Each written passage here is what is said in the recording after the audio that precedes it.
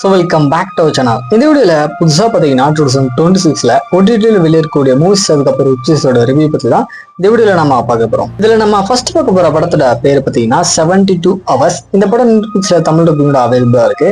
சரி, கதை அப்படின்னு பார்க்கும்போது கதையில ஒரு நம்ம படத்தோட ஹீரோ பார்த்தீங்கன்னா இவரோட வேலையை எப்படியாவது காப்பாத்திக்கணும் அப்படின்னு சொல்லிட்டு இவரோட வயசுல கம்மியா இருக்கிற பசங்க கூட பாத்தீங்கன்னா பேச்சுலர் பார்ட்டிக்கு வந்துட்டு போறாரு. இன்ஃபேக்ட் அவர் தான் பாத்தீங்கன்னா இந்த எல்லா அரேஞ்ச்மெண்ட்டுமே வந்துட்டு பண்ணியிருப்பாரு. பட் இவர் எதுக்காக இந்த மாதிரி சம்பவங்கள்லாம் பண்றாரு அப்படின்றது அங்க இருக்கிற பசங்களை பாத்தீங்கன்னா தெரியவே தெரியாது. ஸோ இதுக்கப்புறம் இவங்க எல்லாரும் சேர்ந்து அந்த பேச்சுலர் பார்ட்டி எப்படி வந்துட்டு கொண்டு வர்றாங்க, கடைசியோட லைஃப்ல சேஞ்ச் ஆச்சா இல்லையா அப்படின்றது அந்த படத்தோட ஒன் ஸ்டோரியா இருக்கு. மேஜர் அந்த படம் ஃபுல்லாமே பாத்தீங்கன்னா கொஞ்சம் தனியா பார்க்க வேண்டிய படம் தான். அது மட்டும் இல்ல படத்துல இருக்கிற டார்க் காமெடி ஹியூகன் சீக்வன்ஸ் எல்லாமே பாத்தீங்கன்னா தரமா இருந்துச்சு. ஆக்டிங் படத்தை நினைச்ச எல்லா கேட்டையுமே ஒரு சூப்பரான ஹோப்பன்ஸ் கொடுத்துருந்தாங்க. மெயினா நம்ம ஹீரோ பாத்தீங்கன்னா ஒரு அல்டிமேட்டான ஹோப்பன்ஸ் கொடுத்துருக்காரு.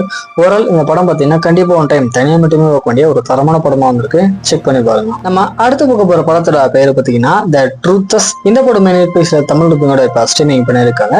இதுல கதையை பொறுத்த வரைக்கும் கதையில நம்ம படத்தோட ஹீரோயின் வந்து இவங்க அப்பா அம்மா எல்லாம் விட்டுட்டு ரொம்ப தூரத்துல பாத்தீங்கன்னா ஒரு பப்ல வந்துட்டு ஒர்க் பண்ணிட்டு இருப்பாங்க. ஸோ ஒரு நாள் நைட் டைம்ல இவங்களோட வேலை எல்லாம் முடிச்சுட்டு திடீர்னு இவங்களுக்கு பாத்தீங்கன்னா ஒரு பிறந்த நாள் வருது. இவருடைய அப்பா இவங்க கிட்ட இந்த மாதிரி உங்களுடைய அம்மா தவறுதலா பாத்ரூம்ல இருக்கும்போது இறந்துட்டாங்க அப்படின்ற மாதிரி சொல்றாங்க.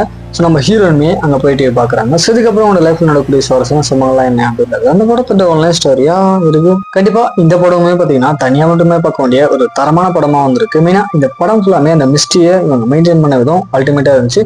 பட் ஸ்கிரீன் பிளே ரொம்ப ஸ்லோவா போகும். அதுக்கேற்ற மாதிரி பிளான் பண்ணிக்கோங்க. இந்த படம் நெட்ஃபிளிக்ஸ்ல அவைலபிளா இருக்கு. பண்ணி பாருங்க.